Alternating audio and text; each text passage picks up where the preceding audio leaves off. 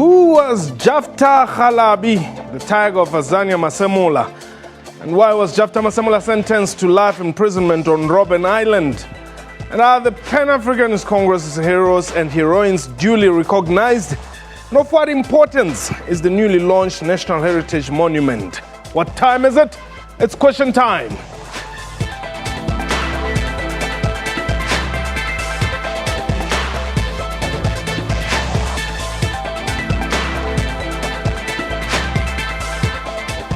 Hello and welcome to the show. My name is Mpho. South Africa's struggle for freedom has inadvertently produced a number of heroes and heroines. One such stalwart is the Pan-Africanist Congress's Jafta Kgalabi Masemola. After a short stint as an ANC Youth League member, he joined the ANC's breakaway, the PAC, in 1959. He was arrested by Apartheid forces in 1963 and sentenced to life imprisonment on Robben Island. Barely 6 months after his release in 1989, Jafta Masemola died in a car accident in 1990. A memorial lecture in honor of this PAC veteran is due to be held on Friday and a tombstone to be unveiled on Saturday. A reminder that this is a live program and therefore you can call us. The number to dial is 089-110-4210. If you're outside the borders, 002789-110-4210. Our Twitter handle remains at QuestionTime24. Before we go into today's program, let us firstly have a look at this clip. As you can see these statues here, this is 55 statues. We are going to be having not less than 400.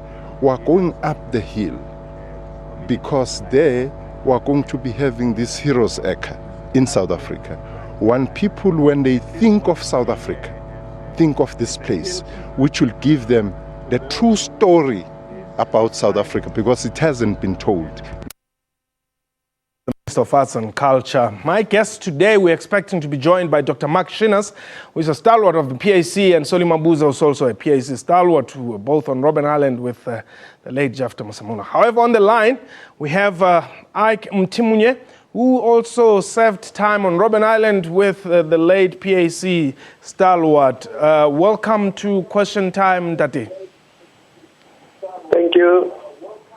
Now, how did you get to meet Jafta Masemola?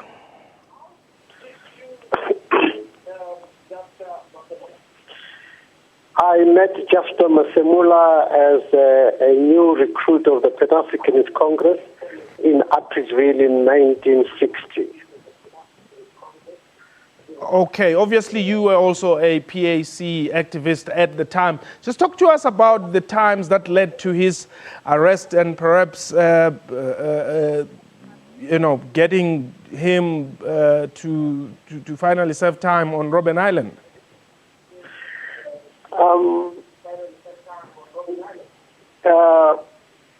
We were arrested more or less at the same time in 1963. That was about March 1963. And we were then sentenced, although we were in different trials, but we were sentenced about 7 to 10 days apart from one another. We were both sentenced to life imprisonment. And that, to me, when immediately after we were sentenced, was the time when Comrade Jafta Masemola made the most impact as a brave warrior of the struggle of the people of this country. Yes, and when you were on Robben Island, what was he known for? When I was on Robben Island, Comrade Jafta Masemola was known for his strictness, for his work ethic, and for his uncompromising attitude towards those who were holding us captive on Robben Island. Okay, whilst you are still on the line, Tatem Timnye, let me welcome Fortune, who's calling us from the Northwest. Welcome, Fortune. Welcome, Fortune, who's calling us from the Northwest. Welcome, Fortune. Welcome, sir. Yes, go ahead, but you need to switch off your television set there so that we can hear each other clearly. Oh, I was discussing about Jafta's history. Okay, unfortunately, we have lost Fortune there, but if you could just switch off, or well, not necessarily switch off your television set, but mute the volume when you call us so that we're able to hear each other clearly. On the line, we have Ntatem Timnye. We're awaiting the arrival here of PAC Stalwarts, including Dr. Mark Shinas there. But Ntatem Timnye, so how do you think South Africans need to remember Jafta Masemola? There is one very important event that took place just before we were transferred to Robben Island, which I would like to share with fellow South Africans. Yeah. Jafta Masemola had a correlative with a warder at Pretoria prison. And remember that at that time we had just shortly been convicted and sentenced to life imprisonment. Some of our colleagues were sentenced to 10 years, 15 years, and 5 years respectively. And Jafta Masemola stood up, walked towards this warder, and addressed the warder in Afrikaans. And he said to him, Maniki, ek gaan jou ribbekas breek.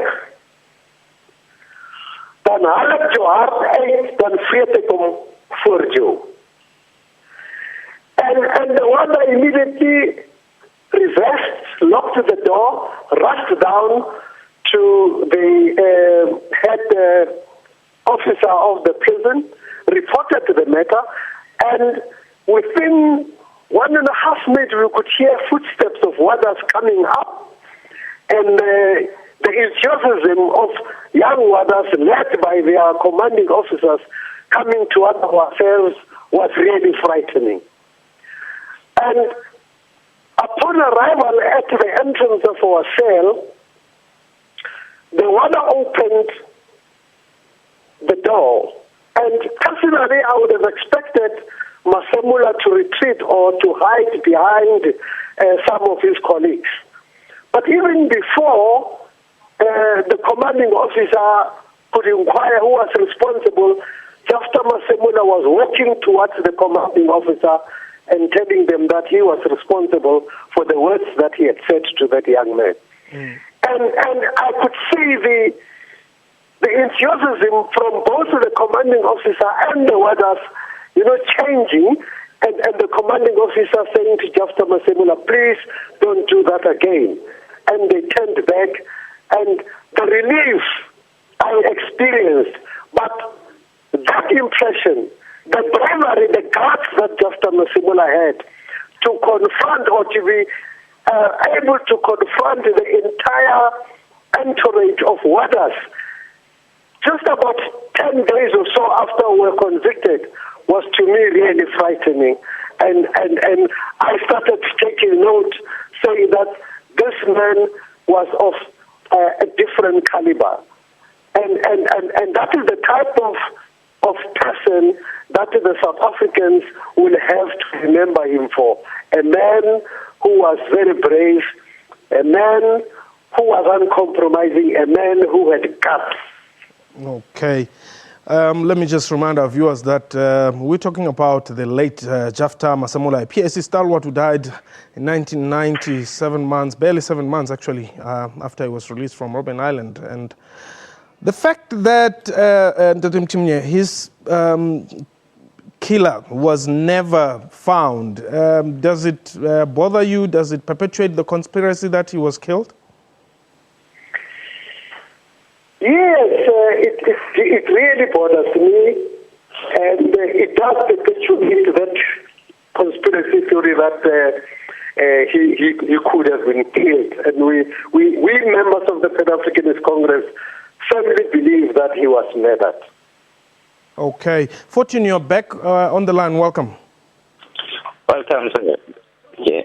I've been watching the show, so I want to know what contribution did Jafta contributed to the liberation. So how will he be remembered? Okay.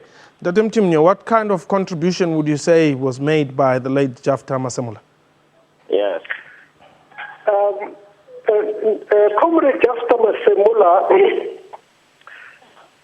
mentored young freedom fighters. Among them, you have Dr.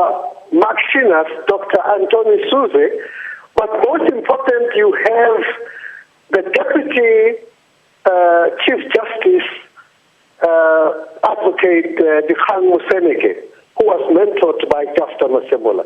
But you have got several other young men. Absalom Mkwe is one of them. You have Mike Mohosho. You have got many others who were mentored by Jafta Masemola. But over and above that, Jafta Masemola introduced these young men and many others to an aspect of our struggle which came to be known as the armed struggle. He recruited them, taught them how to go and dig for disused or abandoned rockets and other munitions that were found at a place, I think it was called Skerberg or something like that, but it was near the military base in Pretoria, which was known as the Voortrekker Walkway.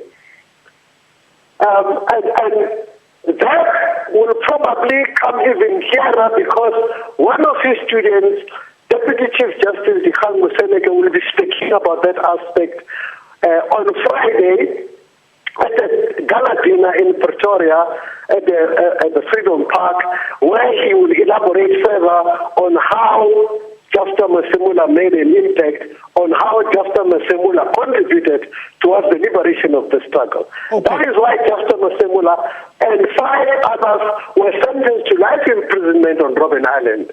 They were the first to be sentenced to life imprisonment. That also indicates the contribution that Jafta Masemola made towards the liberation of this country. Now, government is trying its bit. As you would have noticed today, they launched the Heritage PAC as well, where the story of our liberation as black people here in South Africa, starting from pre-colonial to colonial, the armed struggle, resistance, mass resistance as well, up until, your 1994 happened. Now, whereas government is doing its bit on that front, what is the PAC doing to ensure that people like Jafta Masemola indeed are not forgotten on your own? Because, if anything, it's just fights. On Saturday morning, the PAC has organized the unveiling of the tombstone of Jafta Masemola. That is what the PAC is doing to make sure that the image of Jafta Masemola and his contribution is not completely wrapped off from the consciousness of the people of this country. And one of the former presidents of the Pan-Africanist Congress, Dr. Stanley Mkhuba, will be officiating at the unveiling of that tombstone. And you should remember that as of now, PAC is a small party, but it is regrouping, reorganizing itself, and it will continue to memorialize and commemorate the activities of people like Jafta Masemola. There, Peter, you are calling us from Mpumalanga. Okay, Peter, we seem to have lost Peter there. But also today at the opening of the memorial, the Heritage Memorial, the executive mayor of the city of Tshwane, Hosienzo Sputla Ramokgopa, had something to say. Let's have a look.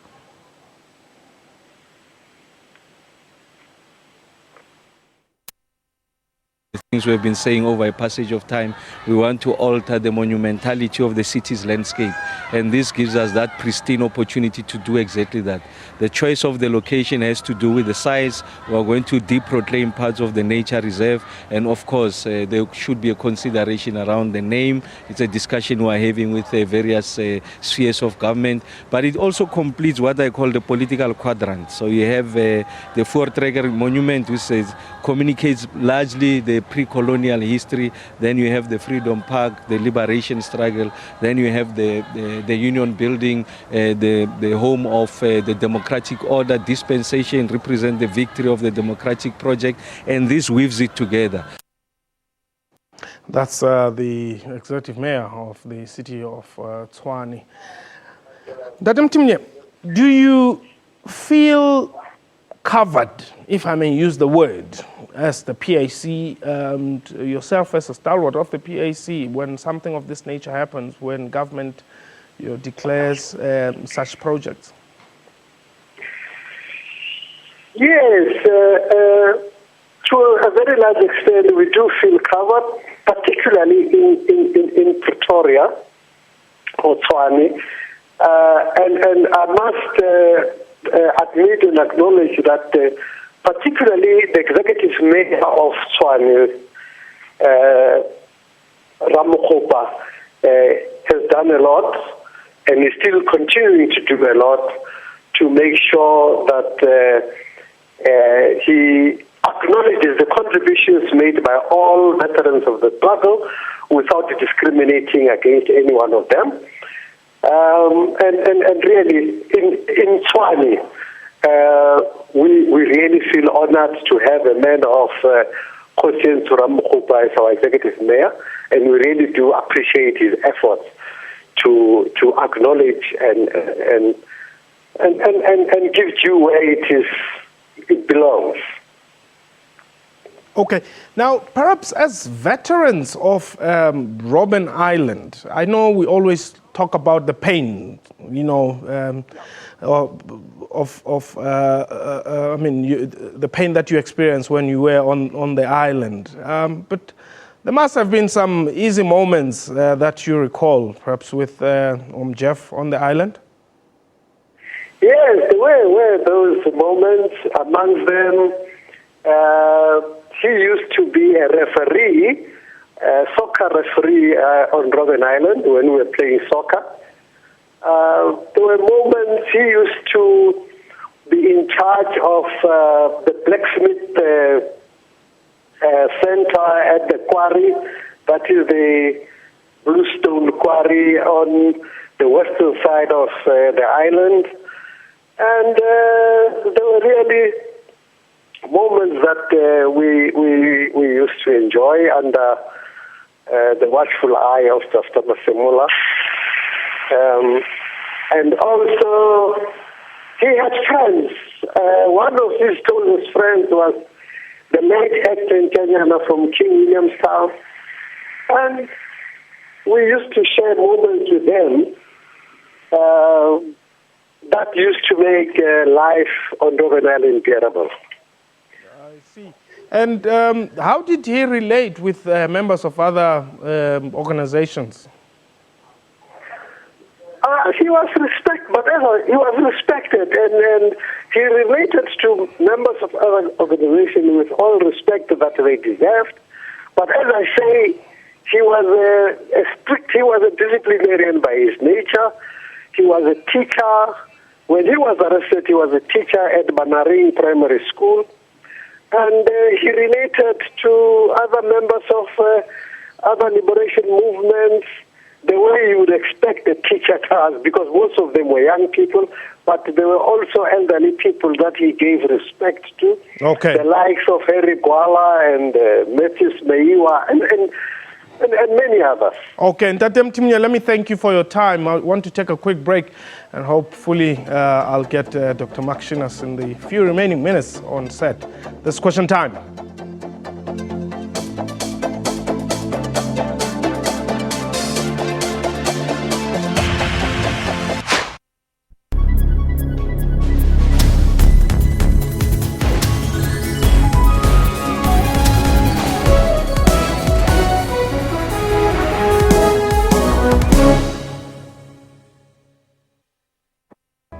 road to greatness is not an easy one. It's rough, tough, and full of barriers. And there's only one way to master it. Never, ever stop.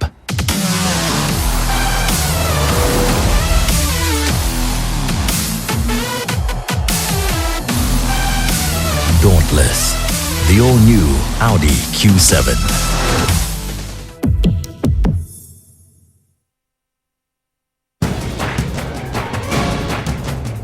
This is Rights and Recourse. This act says we are all the same, we are all equal before the law. I have a fundamental problem with her saying that traditional leaders are recognized as the de facto owners of the land. That isn't in the Constitution, nor is it in any law. Unpacking your legal rights and cost of action. The Constitution starts from the point that we are one country and that we need to have a system that actually consolidates that, but also recognizes the different compositions of different communities. With respect to Aninka, I know she is happy that her queen in England, she's the owner of the whole land, she's not having any politics. Chief Mokoena, we will get to some of the other issues. You must withdraw that Aninka's Queen of England. Please, that's completely unacceptable. That's Rights and Recourse, Sundays at 2 p.m. on the SABC News channel.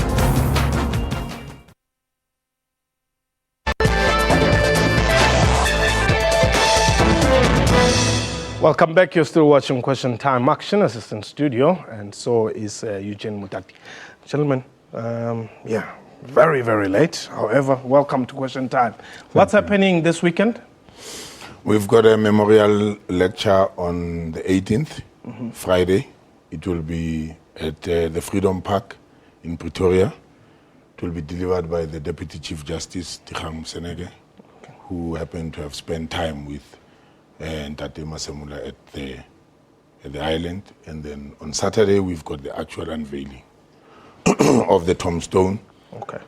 It will be in Atteridgeville at the rugby field, which is situated at the corner of Ramushu and Komani Street, which is very close to where his house is. Okay. Petitioners, unfortunately, we've really run out of time, and I would have loved to just get it from you. You were on the island with Mom Jeff. Yes. What does this mean to you? It's very important for what Uncle Jeff really means to the struggle. The fearfulness of his nature in confronting very formidable challenges that we had to contend with in the struggle. And he stood for all of us and for what he believed in, and a very, very strong follower of Mangaliso Sobukwe and PAC.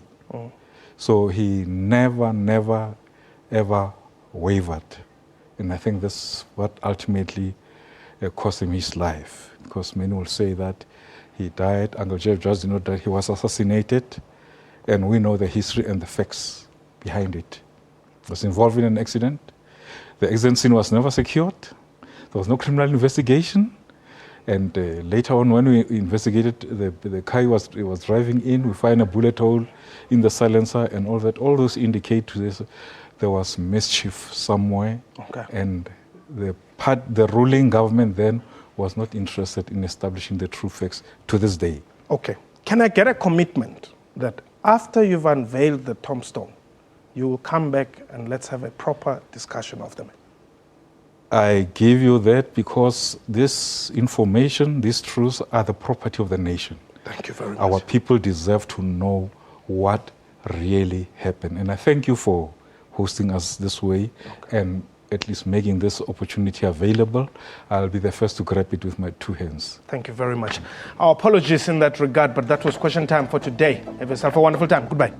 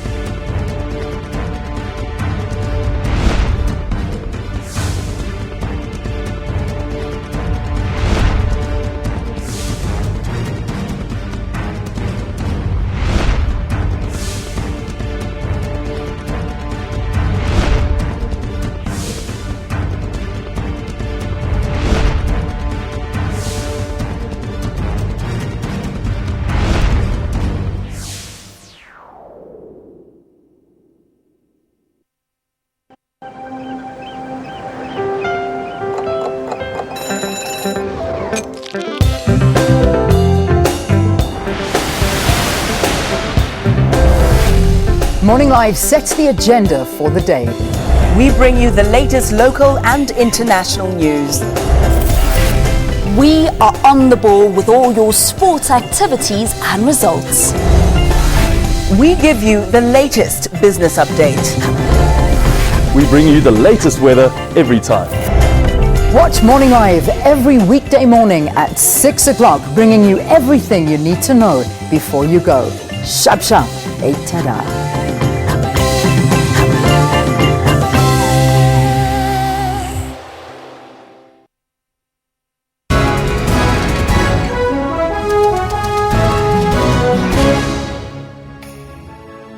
The judge slammed corruption in both the private and public sector. Referring to irregular and wasteful government expenditure, he said it could no longer go on.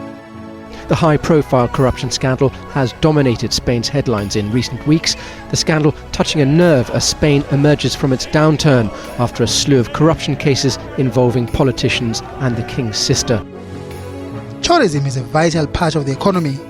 It contributes about 5% to the country's GDP and is a significant contributor to various industries such as food production, retail and transport. For all your business news, stay tuned to your favorite channel, SABC News, at 1 Monday to Friday.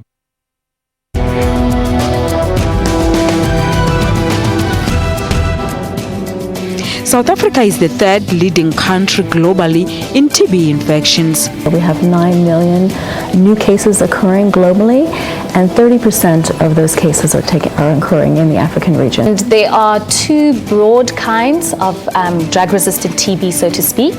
The one is MDR TB, and the other is XDR TB. To ensure that everyone who's diagnosed with TB is tested for HIV. There's grossly inadequate funding for TB, vaccine, drug and diagnostic research. We need a lot more. Join me on Health Talk every Saturday morning between 9 a.m. and 10 a.m. as we unpack current health stories.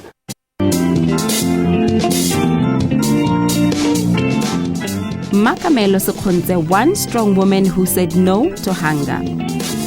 She never allowed circumstances to pull her down. At daybreak, she is up and running in the streets of Johannesburg to make her living. After 12 hours of hard work, she goes back home being able to put food on the table. Join me, Bulemo Lebatsi, on your show about those who take on and conquer life challenges every Saturday at 5:30.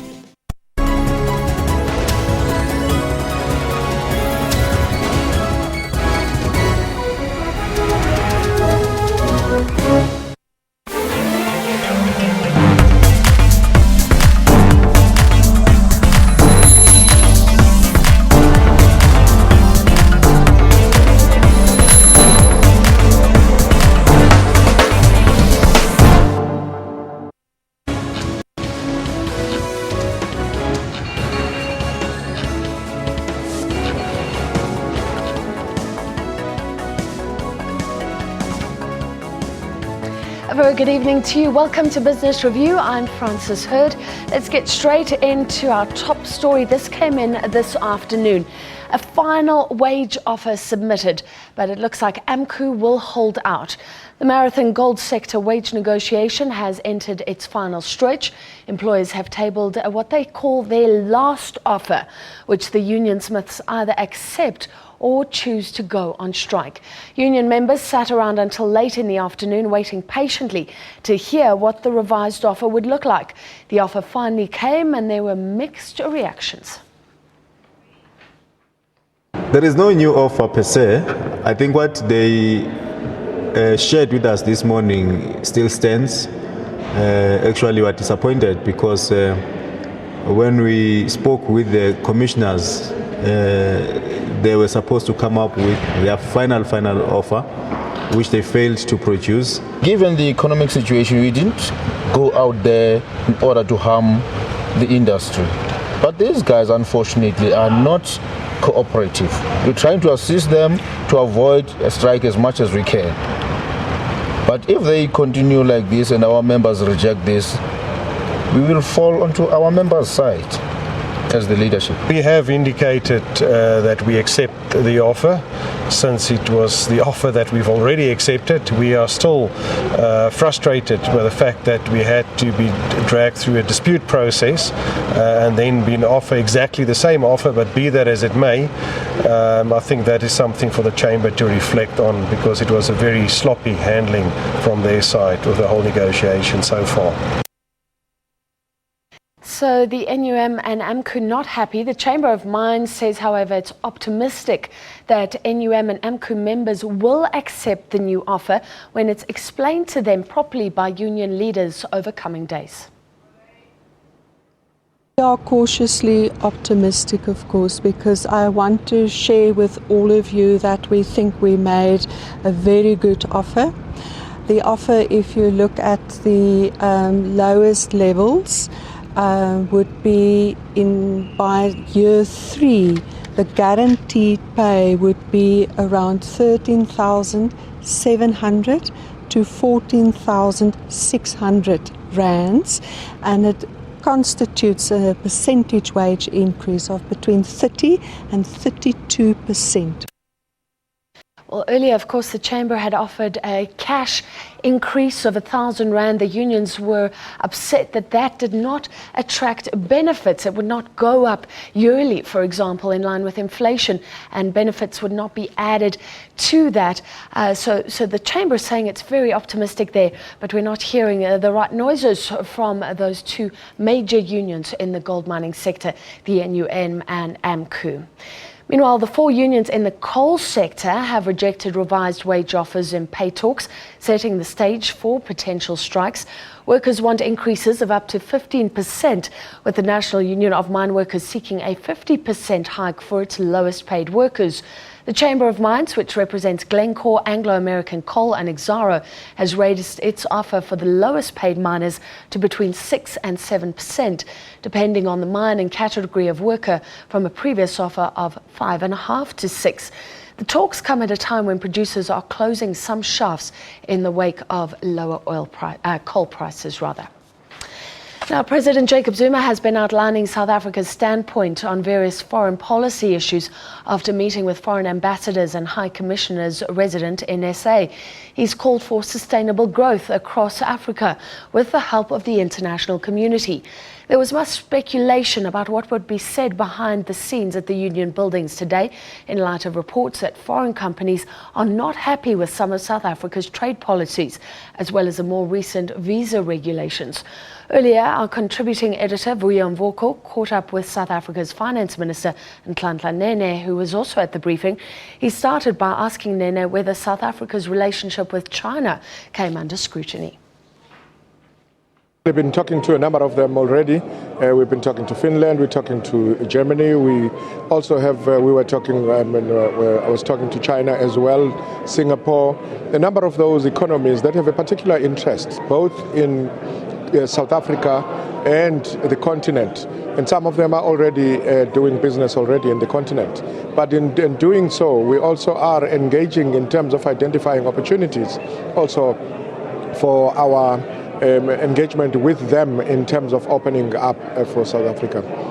Like Singapore, I recently attended the signing ceremony for one of our mining companies, signing a partnership agreement with their sovereign wealth fund, Temasek, and the local mining companies. So there are, areas of mutual benefit that actually are of interest both to ourselves and the other economies. Have they raised any issues, concerns? I mean, we're talking about this while through the parliamentary process, we're seeing the Promotion and Protection of Investment Bill going through a parliamentary process. Have they raised any particular concerns or issues? Your Germanys, your Finland that you've just been engaging with? Indeed, they do raise that in terms of seeking information and clarity. But the good thing that they all applaud us of is the transparency in the manner in which we process our bills. Because as those become topical, it is precisely for the reason and the fact that they are already in the public domain for engagement, for consultation, in order to be able that what we arrive at is something that has taken on board the interests of the country, but also of all the other stakeholders. What about the Americans? Have you had any engagements with them? Because there are some people who think the reason, the AGOA conversations have been stuck on chickens, is because of perhaps the unhappiness with us sort of moving closer and closer towards China, and perhaps an impression being created that we're moving away from our traditional sort of business partners like the US, like the UK, for example. Again, what is of particular interest is that all economies realize that South Africa is an economy to reckon with. And it is for that reason that they would actually seek a stronger engagement with us, because unless you have that strong engagement with South Africa, your trade in Africa actually doesn't count for much.